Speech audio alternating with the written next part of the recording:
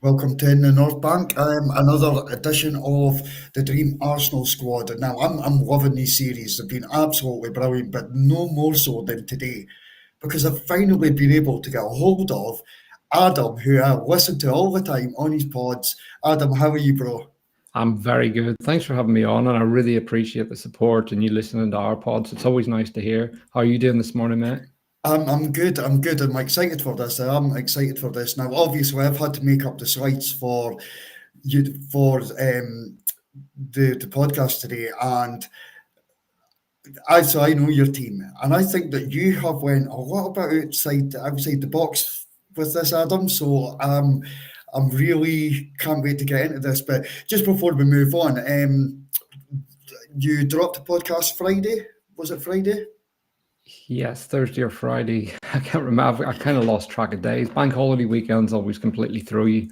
So yeah, we had one out a couple of days ago. We did an end of season review. So it's myself and Jamie Kent do the Arsenal Therapy pod, and we put an end of season one out before the final game of the season, because I mean everything is kind of secure now. It feels like the right time to put it out. And it also feels like next week we're just going to be into transfer madness. So we thought we would reflect a bit on what's going on and have a chat about that, because there have been highs, there have been lows, and there's been new discoveries along the way. It's been a very wild season, let's just say. It has been absolute has been. Going on to the transfer window opening, I take it that you'll be putting out a fair bit of content Yeah, we regarding that. will. It's one of those. It's finding that balance of cutting through the noise. So we will be doing a scouting pod. So that will probably come out through the week, and most likely cut down into YouTube. So that'll be myself and Ben Mattinson doing that.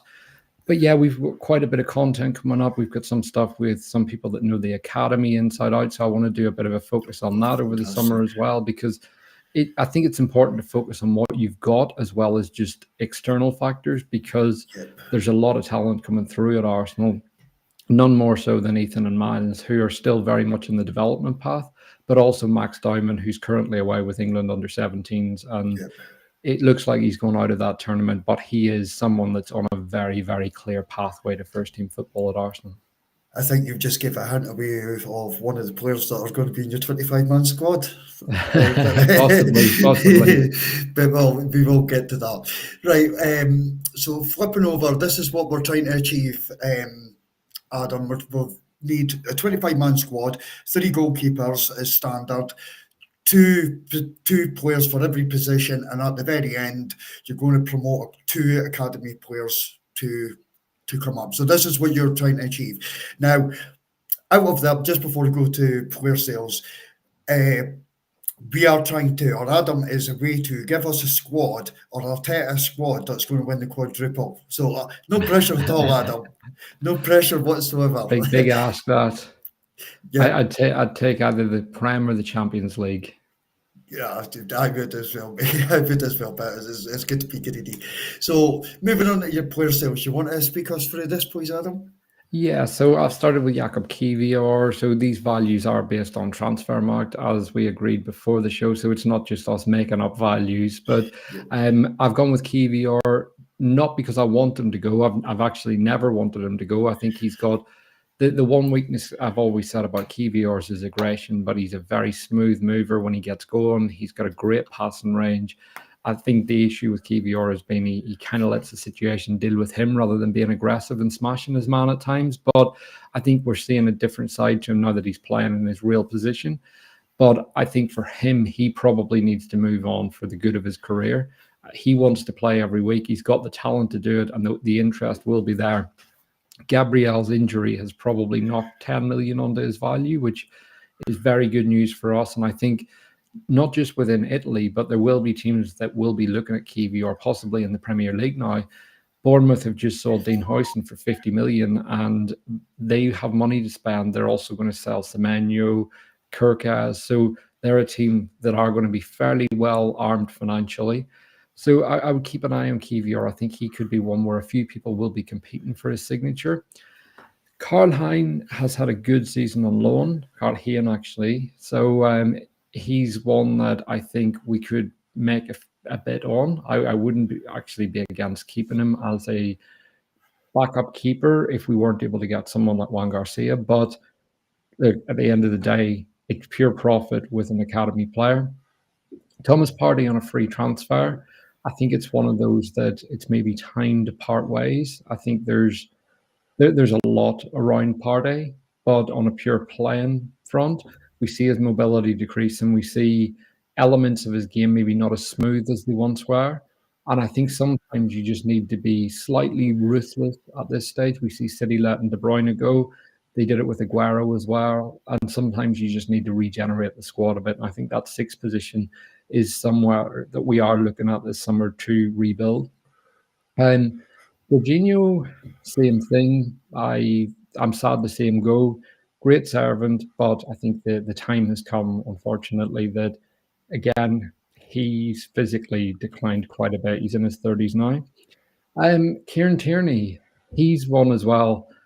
I'm sure as a Scotsman, you're disappointed to see him go. Yeah, But yeah, I mean, his redemption this season has been quite impressive. I've enjoyed him coming in. It's been really nice to see him back play and showing that he can offer something to this team. And to be honest, I think it's a reflection that he could have been used better when he was being forced to play as an inverted fullback. I think this is Arteta's growth as a manager. This season, he hasn't asked Tierney to do Zinchenko things or Lewis Skelly things or Calafiori things. He's asked Tierney to do Tierney things. And had he have done that in the 22-23 season, we would have had variety instead of Tierney being exposed for the things he couldn't have done. And I think it's a real shame, but I think Tierney's injuries have ultimately been the thing that's cost him. And I think it's also cost him his development as well, because I think people forget when you're injured a lot, you spend a lot of time on the treatment table. So that means you're not on the training ground, you're not getting that advice or learning from your coaches and teammates. And you're also not on the pitch developing what you could be. And I think ultimately that's what slowed Tierney down. He did have a lot of injury troubles at Celtic as well. So this is a career-long issue. And I think he could have been a much better player than he ever became had it not have been for injuries. Neto, disaster of a loan. Sterling, let's not even get started on that. And yeah, that brings a total of 25 million just based on kind of what we agreed on for this pod. Yeah, I see that was the thing that first shocked me, Adam, because we've done this with a few people, and the player sales have been much greater. Where I feel that you're kind of not changing too much of the squad up, but like we'll go into the players like bringing in, but you're not. It's not a massive amount of players that you've got rid of. So I was actually surprised at that.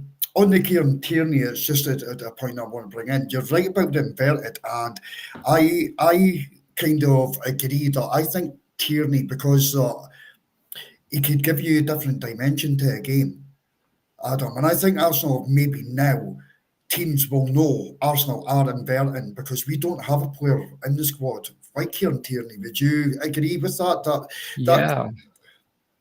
Yeah, 100%. If you look at Calafiori when he came on against PSG, it was an overlap where he fizzed the ball into Saka and he missed that open goal. And that could have, I think if Saka scored that, we possibly go through, because I think PSG were really on the rocks. The minute they conceded, they panicked, and they really panicked. And I think not scoring that took the wind completely out of our sails. You could see how tired we were. And just having that ability to go forward and have someone fizz across into the box is something, it's old school football and it works. It does, Adam. And I just feel now that like if teams are coming up against Arsenal, they know that like on the left hand side, especially now, we're inverting. We're not going to have that width. We're not, and I think Martinelli's game kind of suffers through that as well. If I'm being honest as well, Adam, I think there's a part there with that. So, sorry. I think some of Martinelli's best football has been played with Jesus.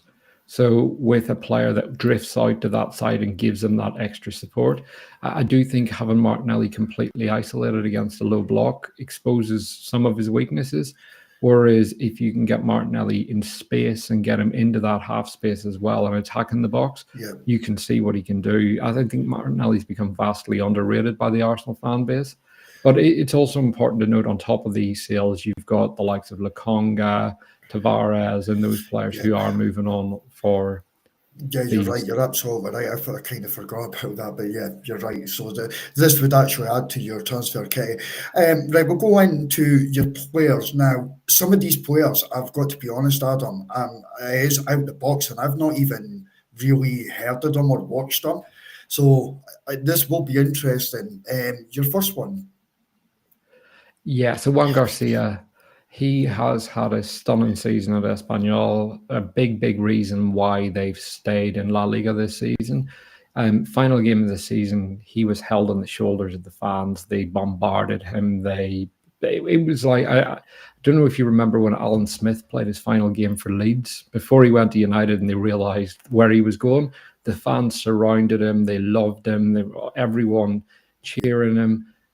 It was a bit like that with Juan Garcia. He is, I would say, like a slightly taller version of David Raya. So he's someone that has that extra reach. He's phenomenal on the ball, big, powerful shot stopper, can ping the ball all over the park as well. And he's someone that, whilst he has conceded 47 goals this season, he's been the best player at his club. He's been a major reason why they've stayed up. And actually, 47 goals for a club that has finished right down near the relegation places isn't that bad if you that's look not. at where Man United are this season, especially. Yeah, But yeah, he's someone I think he could possibly be the best goalkeeper in the world. I would say, though, and I said this earlier in the season, I struggle to see why he would come to Arsenal to compete for number one when he could go to another club and be number one right now. So Aston Villa are in for him as well with yeah, Emi Martinez leaving. If I'm being completely honest and taking my Arsenal hat on, I think that if I was him personally, yes, he could be Arsenal's number one goalkeeper in a year, but he may not be. That's one of those. There's no guarantees with that. I'm a big fan of David Raya, and I think that he's had a bit of mental fatigue this season, and that's been an issue. But at the same time, it's having a keeper to compete with him. I don't know if that's going to be a good thing for Arsenal. We saw it with Raya and Ramsdale. It didn't work out. And I think Raya's best form only came when he knew he was number one. Repeating that situation may unsettle a lot. So I've got mixed feelings on this one. I think on a pure player potential and quality point of view, absolutely, this is a no-brainer. The price tag is very good. The issue is more around the emotional side of football and the bit that we don't often discuss, and that is the the I guess the player development, the game time available, and just whether or not he would be happy when he's got opportunities elsewhere. So that would be my worry about signing someone like him. But on a pure quality basis, we could be signing someone who goes on to be a Manuel Neuer type keeper. yeah. See, the thing, I agree. You broke that down perfectly. But I think personally, this season we've been lucky that David Raya never picked up an injury. Because if he Absolutely. had picked up an injury, we would probably been out of these Champions League places with what we had as backup. So I do hear what you're saying, and some other people think that he might be happy to come to Arsenal for that year, maybe 2 years of trying to compete with David Raya. But the belief that on other people, some other people, is that they actually think that he could go on to become Arsenal's number one. Yeah, I think it's also one of those that if you sign him and he does kick on at that point, there's a very good chance you're able to sell Raya in a year's time, and probably for a big fee, because he is one of the truly unique goalkeepers out there who can Yeah, play with his feet, who's a very good shot stopper. His ability to claim crosses is up there with the very best in the world. So I think there's a lot of clubs would be looking at Raya as their number one if Garcia came in and took his place. So my only worry about this is how it could impact us over the course of the season if it unsettled Raya quite a bit and his performances dipped. However, there is the opposite, where it could be that Garcia comes in and the two of them really do push each other. I think one of the issues with Ramsdale was loved by the Arsenal fan base, and he was yeah, English, so the media were overly protective about that situation. Versus, I don't think Raya would get the same treatment. I think if someone came in and took Raya's place, it would almost be fine. That you wouldn't get the same media backlash, possibly not the same fan backlash. But at the same time, I would highlight there's a lot of people that are annoyed about Arsenal's transfer policies and the fact that we haven't spent in attack. I think if this is done early, this could topple some people over the edge, because especially when we were linked to Hoyson, going and buying a 6 and a goalkeeper straight away before we sign a striker, this will be unpopular with certain people. But so there will be a lot of noise around this one. However, it ultimately depends on what the full window looks like. But yeah, there's going to be mixed feelings around signing a goalkeeper regardless. But we do need one. I know you're right. We do need one. That's a key point here. I mean, I watched Tommy Sepford, and although that he's very young, you can see that he's miles off it. Neto this season was like, let's not even go there. But so we do need it. It's so important. But you're absolutely right. I think if Arsenal's first signing, even before like Zubimendi, was Garcia, I think that Twitter would break. I actually think it would break with the meltdown from Arsenal fans. So, but this isn't so necessary. It doesn't matter what striker you have, Adam, or what wingers that you have at your football club. If your main goalkeeper goes down and you don't have a backup, you're going to lose football matches. It's as simple as that. So it's, for me, it is important. But so your next one. Yes, Christian Mosquera, Valencia centre-back, 20 years old, a big boy as well. And what I like about him is he can play on the right and left side of centre-back. He is fairly two-footed. I would say he's a good ball player. He's not as smooth as Saliba. He wins the ball very well. He intercepts very well, blocks the ball very well. The timing of his tackles impresses me a lot. There's a rawness, as you would expect from a 20-year-old. But I think that what we probably need in the centre-back position is someone who is a bit raw, who is a development player, because going out and buying someone who is 25, for example, I just don't see a 25-year-old who's going to want to come in and compete. And especially with Saliba and Gabriel, I think this is one of the advantages City have had. Although John Stones was a great player and Ruben Diaz, they're neither of them have ever been in the kind of top 5 centre-backs in the world, whereas we've got 2 of those. I would argue Liverpool probably have the other 2, and then you're looking at a few others competing for that other spot. The level of those 2 is insane. So you're going to have to get someone who's wanting to come in and develop and learn and get those minutes. Mosquera's played a lot for Valencia this season. He's been playing for Spain under 21s, but he is someone who wouldn't cost a huge amount, and I think would be almost like a Tomiyasu type signing in terms of he can play multiple positions and two-footed, versatile, and could fill in and take minutes off Saliba and Gabriel, because I think the reality is Saliba has played far too many minutes this season, and Gabriel as well. Obviously, he's coming back from an injury, but he is. We've just assumed Gabriel will be available for every game for almost 5 years now, and I think Gabriel will probably come back as strong, and I think Saliba, after a summer off, will come back really strong as well. But I think we just need to be a bit smarter at the back with rotation in this position. And the reality is, we're not going to be able to sell Tomiyasu because he's not going to be back until December. We're also in a position where we can't rely on him. So we have to sign someone. Yes, we've got a name there, but we don't actually have a body that we can use in Tomiyasu. Yeah, I agree 100%, and you broke it down perfectly. And just to add on that, I don't think it's a coincidence that the injuries that Arsenal have had this season, for me, it is just purely down to not having the squad depth and overplaying minutes on these players. But you're absolutely right with Gabriel. I've just assumed that he's going to be able to play every minute of every game. But he's played too much and his body's broken down, and so this is another reason for like having these 2 players. So for me, you're absolutely right. It's game management from Arteta needs to be there to minimise that. Yeah, I think cluster injuries have been a major issue as well, where we've had Ben White went down, so Timbers had to play far too many minutes. Ben White's come back, so Timbers needed surgery, but Ben White went down because Tomiyasu was out. And the frustrating thing is, we signed Timber to reduce the strain on Ben White, and then Yeah, Timber did his ACL. Timber comes back from his ACL. Ben White requires surgery because we've had to play him so much. Tomiyasu is usually averages around 30 games a season. So whilst people say he's always injured, he always plays when he's available. And I think he's been quite a big miss this season.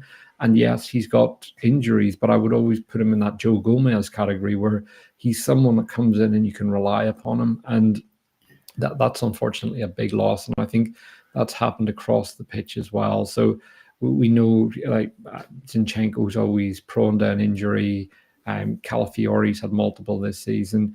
If you look at our attackers, again, it was cluster injuries. You lose 4 players in one go, and you're really stretching those that are available to literally run themselves into the ground, and that's an issue.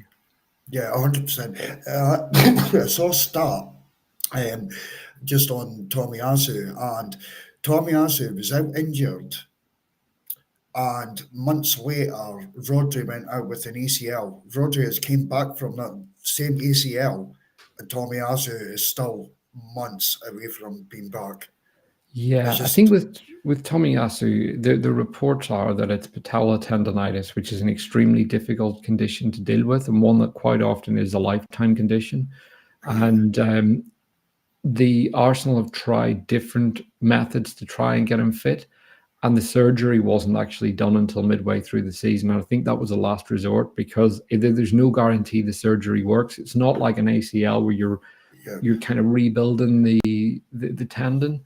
The, the tendonitis is something where the risk of success, well, the the success rate just isn't anywhere near as high. So it is very much a gamble whether it works or not. So yeah, hopefully Tomiyasu can come back, but this could be a career long injury that he suffers from.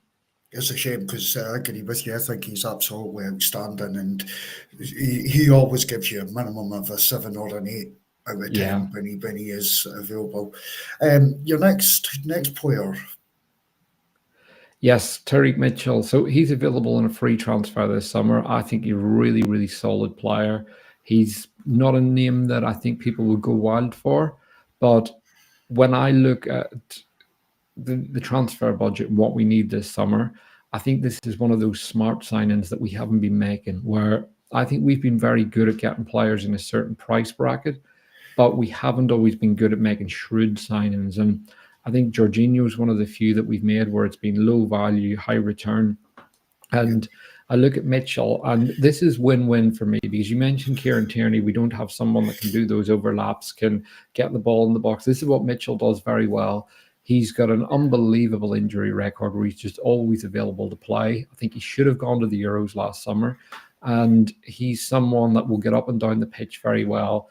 He's reliable. He's like, I'm not saying he's an elite fullback by any stretch, but he's a very, very solid Premier League player. And sometimes I think that's what you need. You need a player that can come in, and this signing allows Calafiori to be used at centre back and Miles to be rested, for example. It allows Miles to potentially play in midfield, depending on where we're at. And I also think if he comes in and it doesn't quite work out, he's an English player that has proved himself year on year in the Premier League. He's 25 years old, just about to turn 26. You're going to sell him for at least 20, 25 million in a year's time. This, in my opinion, is probably the lowest risk-free transfer that you could go out and get with the potential of a really high return. And if it doesn't work out for Arsenal, there's going to be a financial return that we'll get in a year's time. brilliant, absolutely brilliant. And also, as we did speak about Tierney, it's good to have the option of inverted or your typical fullback. So I agree. This one doesn't need much introduction. No, so Zubimendi is one of those where it seems David Ornstein said that Arsenal are acting like it's a done deal. I am going to wait until he's literally holding up the shirt because we know Zubimendi's history. I think it's time for him to leave Sociedad, and I think he will leave this summer. I am conscious that Madrid could come in last minute, given his connections with Xabi Alonso, who coached him at Sociedad's B team and has been his mentor for quite a long time. Um, for me, this is an essential cog for Arsenal. One of the big problems this season has been our build up, where we do build up too slowly. We have that extra touch. As great of a turner as Partey is, he's superb at receiving, dropping the shoulder, going off with his left foot. But he does take multiple touches before releasing, and he can evade defenders. He can play through the press very easily. Martin Zubimendi's a one-touch player, both feet, left, right. He isn't without his weaknesses. He doesn't have the legs to get back on transition. I would compare him a lot to Jorginho in that sense, but he's got a very, very good left and right foot, and I would say his left foot's much better than Jorginho's. Um, Whether he's at the level Jorginho was at Napoli, I'm not sure, because I think people forget how good Jorginho was. But this is a player for me that solves a lot of problems in terms of the speed that the ball's moved up the pitch. He's a very good counter presser, very good interceptor as well. He reads the game very well because of his lack of physique. And that's meant that he's had to play with his brain, very similar to Jorginho in that sense. The two of them Jorginho can counter press very well. And again, he's very good at getting that foot in, nicking the ball. So this is one that I think is a very, very important signing. I think this really, really releases Declan Rice. It allows him to be the box-to-box midfielder that we saw last season. And I think Declan Rice has stepped up a level this year. And with Zubimendi beside him, you kind of get what you got with him and Jorginho, in that Rice has a really stable partner beside him that goes both ways. One of the weaknesses with Zubimendi is he tends to kind of see the side he's looking at, as opposed to Rice is very good at giving big switches when he's not looking. But Partey has that weakness as well. Thomas Partey very naturally looks towards the right. Zubimendi's a bit more left-sided bias. I think that's something that Arsenal will need to work on, because Rice is also a left-sided bias player. But I think this could help Arsenal, because I think our right-hand side is very strong, but it can be congested at times, where our left-hand side can be a bit underutilized. So this is a player that I think helps with central build-up and improving our left-hand side as well, and the speed we get the ball out to our wingers and our eights. Yeah, I agree.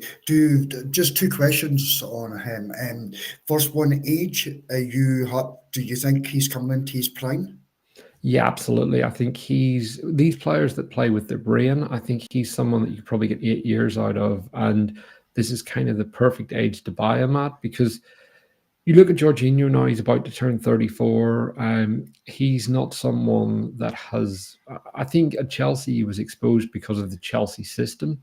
Whereas I think Zubimendi's coming into a control-based team, and I think this is the perfect age to get him. Really, you're looking at 5 years at his prime, and then maybe 3 years at a slightly lesser level. Whether he stays for that long, who knows? But this is one, as I said, I'm not getting carried away until he's fully signed, but I'm really, really excited about this signing. Yeah. And very last question: do you see him as playing in the six, or because of his left foot, do you see him maybe going over to the eight? I think he can play either position. There's a bit of like Gundogan in there, where he's not the most athletic eight, but he could definitely play in that role. I see him being a six, though, and like primarily, possibly he will be used as an eight. We will maybe see him and Rice switch in position a bit. Zubimendi does like to push up towards the box when he's playing as well, so he is an aggressive tempo setter, where he knows when to put his foot in the ball and slow things down. He also knows when to speed things up and get things going very, very fast. And I would say that there's similarities to Rodri. Rodri's another level to most players in that position, but he's someone that I think in that double pivot with Declan Rice, with Rice slightly more advanced, more box-to-boxy, this could be a really, really fruitful partnership for Arsenal. Yeah, no, 100%. I think also he did play with Rodri in the Spain team that just like dominated the Euros. Yeah, well, he came on for Rodri in the final, so I Right. don't think they ever played on the pitch at the same time. Did not, But right? he Okay. has played a lot with Marino, who obviously was at Sociedad with them, and they've played together for a long, long time, built a very, very good partnership there. And I believe he's also played with Odegaard when he was at Sociedad too. That's correct. And also another player in that you're bringing in also played in that same team, but we could speak about that at that time. Yes. Yes. Right, this one, I don't know much about this player at all.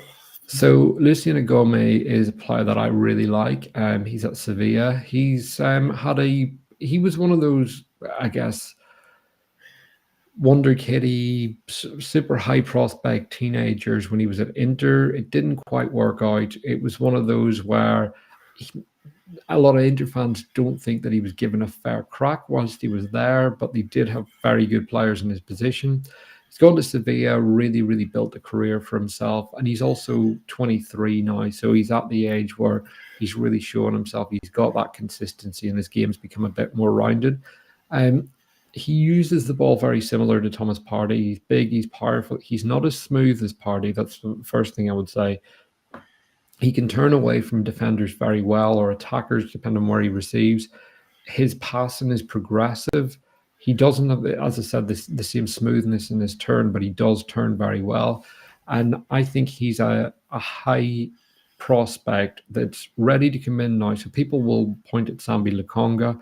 This guy's a lot more experienced than Lokonga. He's a lot more physically imposing, and he's also more of a 6. Whereas I think one of the issues with Lokonga is he's not quite a 6 and he's not quite an 8.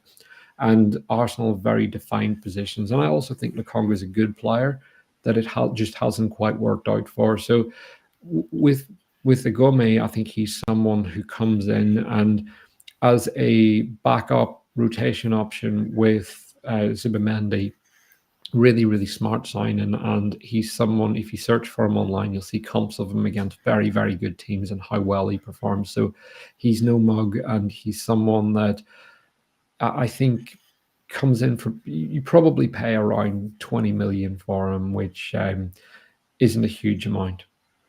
Yeah, I like the fact that you've done that, and it is kind of low amounts. So if it doesn't work out, you're not making a massive financial loss like we have seen in the past. So yeah, but it's good. This player, Adam, speak to me. Yeah, one of the things I love about Rodrigo is I was a huge Alexis Sanchez fan.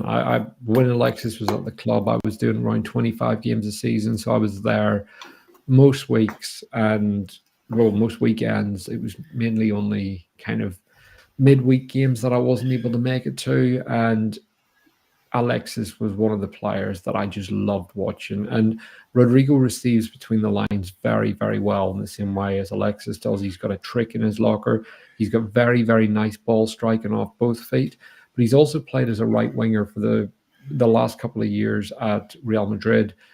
But his real position is a left winger. And if you look at his goal scoring record when he's played on the left, it's phenomenal. So people will point to the number of goals he scored, but he's playing in a team where he's had to platform Mbappe and Vinicius and even Jude Bellingham to a degree. Most of his teammates speak extremely highly of him. And I think in terms of true level raisers who may well genuinely be on the market, he is one of those that are out there. I think he's been left out of the Brazil squad because of physical and mental fatigue. I think he's someone, again, he's played a lot of minutes recently. Could do with a summer off, but for me, he's just as good as there is out there. He's one of those market opportunities that I would say, because in terms of pure profile that I would have looked at before the window, and this is one that I've been thinking about. I've been talking. We've got an Arsenal group on Twitter that we talk in quite a bit, and we've been discussing Rodrigo a lot. I think in terms of the pure profile Arsenal need, if you want an isolated left winger that runs in big spaces, Rodrigo's not that guy. That's a Nico Williams, Rafael Leao, or a Jamie Gittins, someone like that are big sprinters. And Leao's physicality seems to be just dropping slightly, partly down to mentality. Whereas with Rodrigo, I think you have to compromise on that because of what you get. And I think the fact that Arteta is interested in him suggests that that's not necessarily what he is completely locked into. I also say with Arteta, we talk about how he wants to play. But last summer, he tried to get Nico Williams and Benjamin Sesko. Look at those profiles. We don't have either of them in our team. The closest we have to Sesko is Kai Havertz in terms of where he receives, where he likes to turn, the areas he likes to operate in. But Havertz and Sesko are very, very different players. And I think we're so locked into what we see every week that if you look at what Arteta's tried to bring into the club in attack, it tells you a story in itself with what he would like to do. And I think Martinelli, for example, is a very different player to Rodrigo. Rodrigo is a great player at breaking down low blocks because he can operate in such tight spaces. And as I said, he's got that trick in his locker. He can receive with multiple players around him, pop it off to a teammate, get into the box. He's very composed once he gets in there as well. And for me, this is one of the signings that I'm very hopeful could happen, and I would absolutely love to see it because this is the kind of player that you buy a match ticket to go and watch. 100%. Honestly, I could hear you speak about him for hours, Adam, because you broke that down brilliantly. This is the gold dust.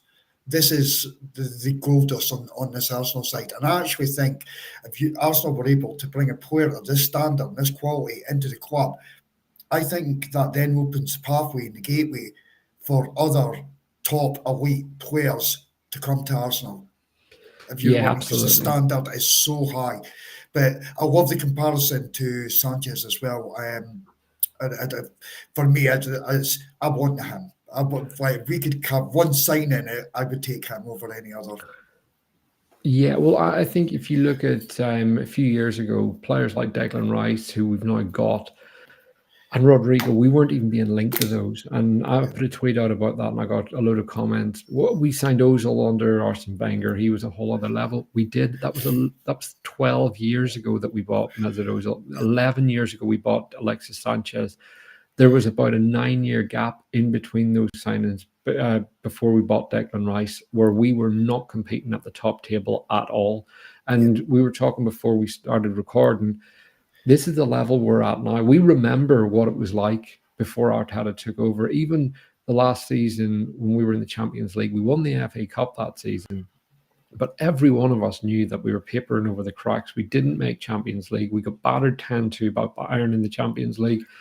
And we were a laughingstock. And everyone pointed out that the FA Cup was no longer the trophy it once was. So as much as I want to win trophies, I think if Arsenal finish 5th under Arteta and win the FA Cup or the Carabao, Arteta gets sacked. And that's the reality of it. And I think finishing 2nd is hugely advantageous to the club financially. Champions League semi-final, we can attract more players by getting to the Champions League semi-final than we can by winning a Carabao or an FA Cup or a Europa League, for example. I agree 100%, Adam, and you couldn't have said that any better. I think the prize pot for winning an FA Cup is £3 million. Now, if you go and win an FA Cup and you bring that £3 million, you're not being able to go out and even consider signing a player like Rodrigo. Where, as you say, with Arsenal getting to the semi-final of the Champs, I think last year we got 90 million. I would imagine the club would take in 100 million from the Champions League this year. I think we've made an extra 15 million from the previous season, which is a good chunk of change. Yeah, that is. So that in itself could go and pay the transfer fee for this player. Yeah, so absolutely. That shows, and I think you're absolutely right as well. And I think we are pretty much aligned, because if I had the option of Arsenal finishing 5th, 4th in an FA Cup or a Carabao Cup, I wouldn't be satisfied. Yeah. I want Arsenal to be champing at that door and knocking at that door. And we've finished 2nd, obviously, for the 3rd year. But if you take into context the injuries, etc., and what we've had to face this season, going and adding players like Rodrigo to this current squad just elevates Arsenal to the next level for me. 100%. Next one. No, I picked him as well. But Not being I think greedy. I have to specify, you give me a 300 million budget to spend and ask for how I would spend it as opposed to what I think was realistic.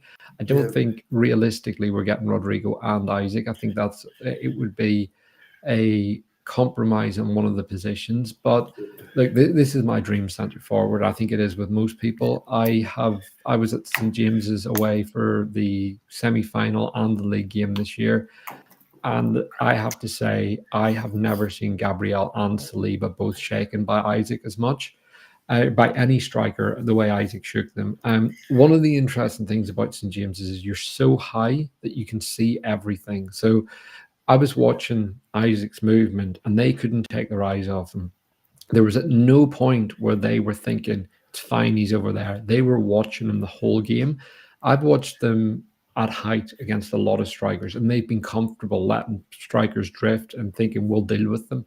With Isaac, the two of them were glued to him the whole game, like eyes constantly glancing at wherever he moved. When he got the ball, there was a panic in both of them that I haven't seen against any other striker. It's the smoothness he plays with, the way he strikes the ball, the confidence, the swagger, all those things. There's a Thierry Henry-ness about him. He's not as good as Thierry Henry, but he's a phenomenal player. And I did want him before he went to Newcastle, but I think one of the things that Newcastle don't get credit for is how they've developed him. Eddie Howe's done a phenomenal job there, and the player that they got scored 11 goals in his first season. Gabriel Jesus scored 11 goals that season and missed 4 months with injury. So that shows where Isaac's come from and where he is now. So there's a lot of people that say we had the chance to buy Isaac. He cost 20 million more than Jesus, and we didn't see Jesus's injury troubles being as bad as they were. So when you look at the player we got in Gabriel Jesus, I think that's been one of the biggest problems with the project is Jesus breaking down repeatedly. We've got a phenomenal player there, but he's just not been able to stay fit to the point where times last season he looked like he was done. And that was scary watching him. Before he kind of had that redemption in around December, January, he looked like we just needed to get rid of him. But yeah, with Isaac, it's one of those, I'm not sure. I just don't see it happening, but this would be the absolute dream. I think Isaac is the only striker on the market that I think you go out and pay that big fee and you guarantee goals, and also the build-up play that we need, the runs off the ball, all the other things. I think his aerial abilities improved a lot since he's been at Newcastle. So training with the likes of Dan Burn and Sven Botman and those kind of players, it's improved him a lot. I look at the next tier of strikers, which is your Sesko, Gyökeres, Ekitike, Ollie Watkins, and the truth is, Gyökeres has scored a lot of goals. There's a lot of red flags with his game, and we don't really know how it would translate from Portugal to the Premier League. I still think he scores goals, but I don't think there's as big of a hit rate as people are. So people are so sure about that signing. Sesko, I think, is a more close version to Isaac, but there's still a lot of weaknesses in his game as well. I think the other strikers, it all depends on the price tag. With Isaac, it depends on his availability. If we could get him, I would go and pay the money that it took to get him. And whereas Gyökeres, if he's 55 million and you're buying a Rodrigo, I can live with that. Same with Sesko. I don't think Sesko is worth the 80 million mark. Ekitike is in that same category. I actually think he's more refined and closer to Isaac than the others. And even though he's very young, but I think in terms of if you're looking the closest guarantee to go and win you something, I think Ollie Watkins is actually the one that probably guarantees you success faster. And again, if we went out and bought Watkins and got Rodrigo, I would be very happy with that because for me, Watkins comes in, he's got very few miles on the tank. Yes, he might be turning 30, but you could get him for potentially around 35 to 40 million, get 3 good years out of him. He's English. You probably sell him for 15 million, even at 33. But I think it's one of those you need either an elite winger or an elite striker, but we need to address both positions, and the dream would be Alexander Isaac. I completely agree, and I don't think that. Well, a lot of Arsenal fans just think the problem is the striker, but I absolutely agree, Adam. You're 100% spot on that left wing. We need someone there, and the thing I did forget to pick up on was when we watch Saka playing, we see two, three men like doubling up or tripling up on Saka. If you had a quality player like Rodrigo on the other wing, teams wouldn't be able to do it. Hundred So you're percent.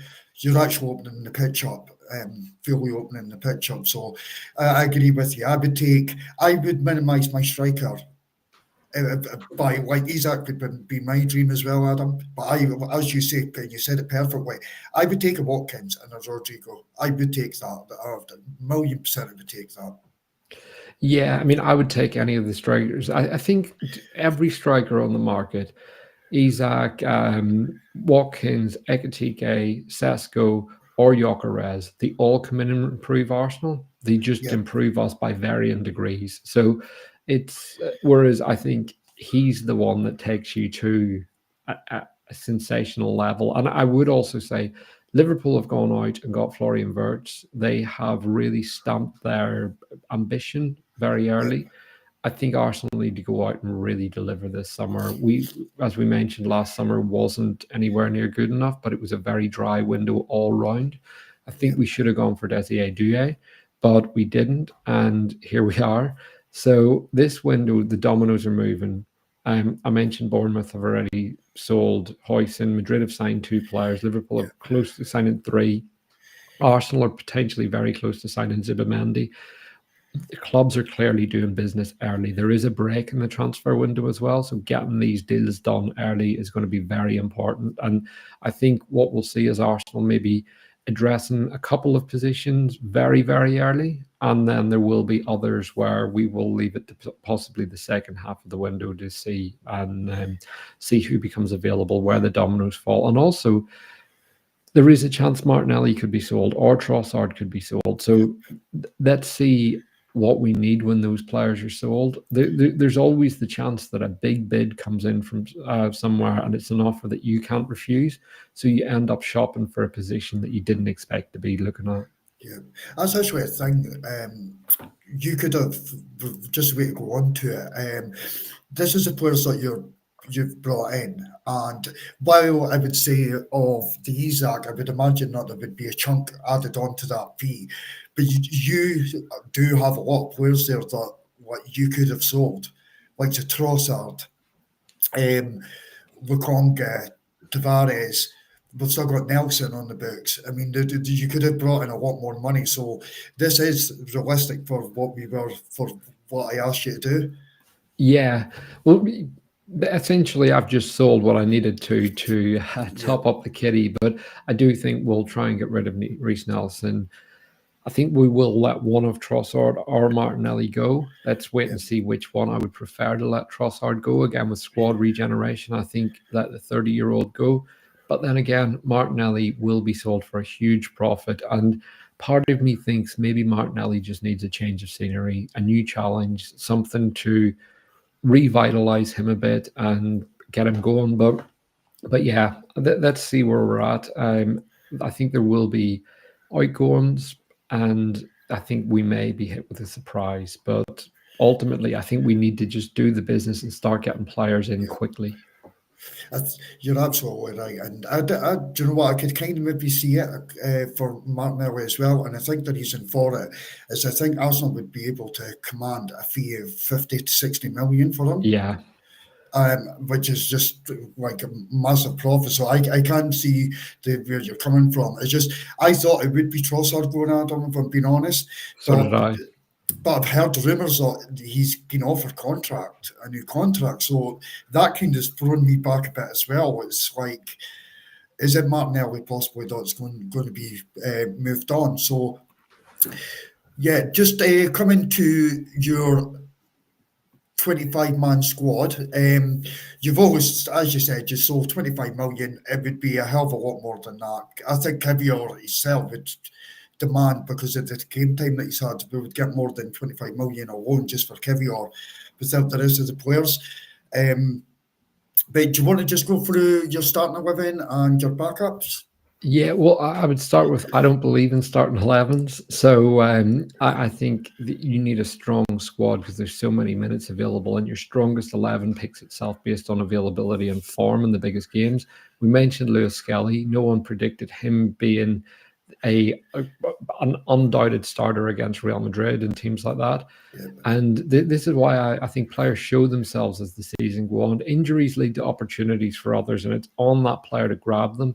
Kivior's done that, and he's kept his place. Like, if Kivior hadn't have performed, Calafiori would have walked in and taken that shirt. So it's on the player to grab the shirt. I think White and Timber will share a lot of minutes. Someone like Mosquera helps get that kind of rotation between Gabriel and Saliba. Calafiori, I think, can play multiple positions. Someone like Mitchell, as I said, gives you just different options with rotation and an overlapping fullback. Yeah. I've already discussed Mendy and Agome. I think Rice and Mourinho is going to be a very important player again.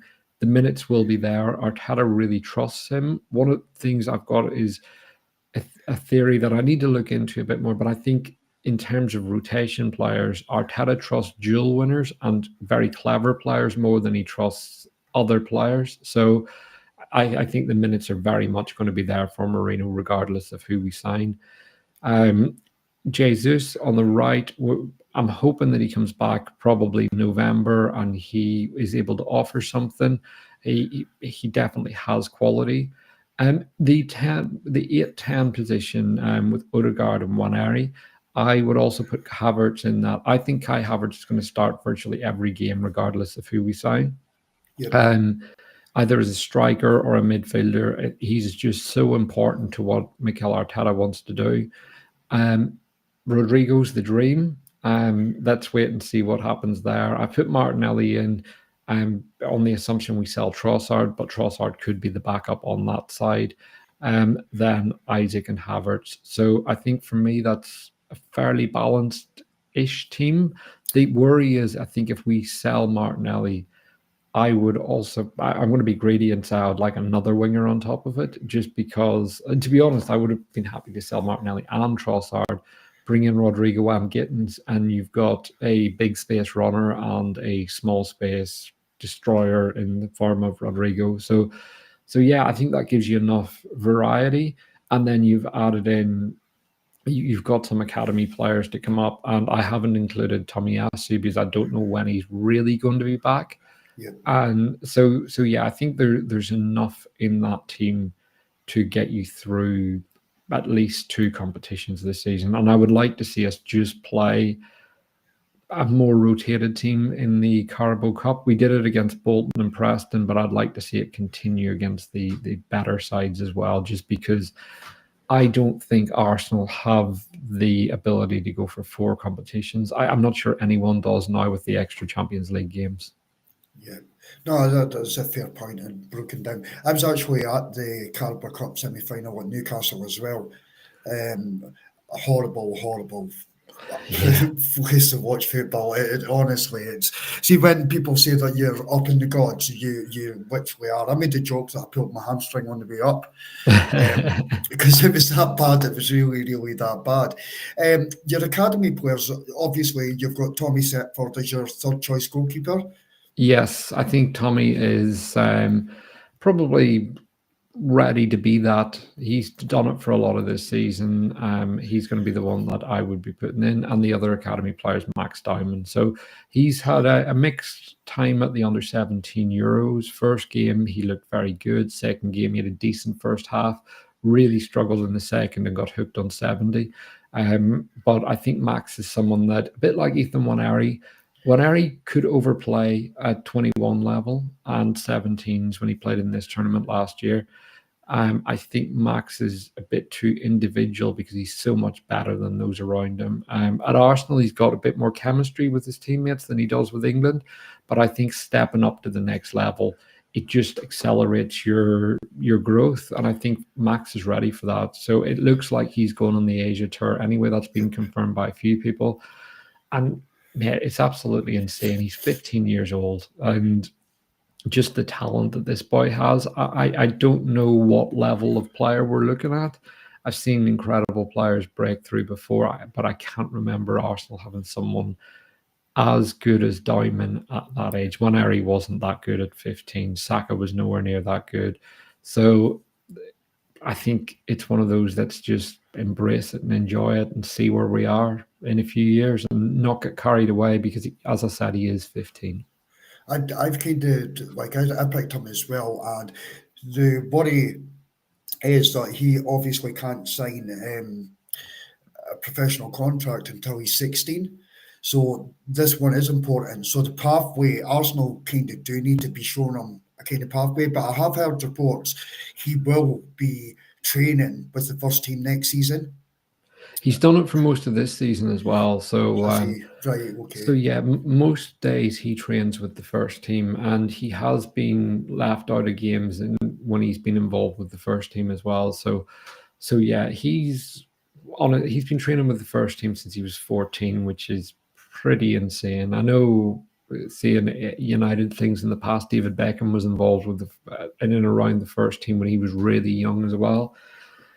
It really is just insane. And to be doing this at 15, you are talking, if you look at Lamine Yamal, it was similar with him. And Yeah. so let's see if Diamond can be anywhere near that good. It would be insane. But yeah, as I said, I'm not going to get carried away. I'm going to see where it goes. And as you mentioned, the professional contract, it can't be signed. So there's always that doubt as well of how long they'll stay at the club. So it's a risky one with players that age because you develop them, fast track them, and could lose them.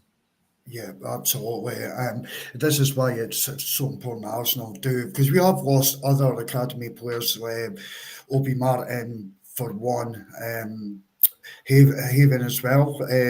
Went to both of them Man United, so we have lost these players. So it is important that there is a clear pathway for your top stars to come through. Yeah, I would also say though that the top players really show themselves. We've mentioned Miles Lewis-Skelly this season, and he's been my favorite player to watch. He's someone that's come in and he's grabbed his shirt, he's got his opportunity, and he's grabbed it with both hands. Ethan Waneri has done the same, and there are very few players over or under 21 who have played more minutes than Ethan this season. Even Connor Bradley has only played 40 minutes more than Ethan this season, and that's pretty insane. A lot of the players are a few years older than him. The easy thing is to compare him to Yamal. Yamal's played over 4,500 minutes this season for Barcelona alone. He's played more for Spain on top. Saka has never ever topped 4,000 minutes. So if you think about that, we talk about overplaying Saka. Yamal has played around 600 minutes more than Saka's ever played in a single season. Salah's done that on multiple occasions as well. And it's Yamal is an outlier. He's not the norm. And Waneri is also an outlier. The minutes he's getting at Arsenal this season are really, really impressive. What he's done is insane. And I think Arteta's managed him very well in that when Odegaard was out, rather than just throwing him in, Arteta understood that he didn't understand the out of possession parts of that role. And the pressure would have just been solely on Waneri to deliver. And he took that away. He protected him. Probably his gut was just throw him in. Then he did throw him in, and then his performance started dipping. You could see it if you're inside the Emirates. You'll see Waneri cramping up. It becomes quite obvious when he starts. It's around 65, 70 minutes. 80 minutes, if he's still on the pitch, he's stretching out that quad or his calves a lot. And I think Arteta's done a very good job to protect him in that sense and let him recover. Yeah, no, I absolutely agree with that. But there's a lot of the Arsenal fan base think that Arteta's doing it wrong because he should be playing him. But I agree with what you've said. And people forget what age Ethan actually is. He is still Absolutely. just still a kid.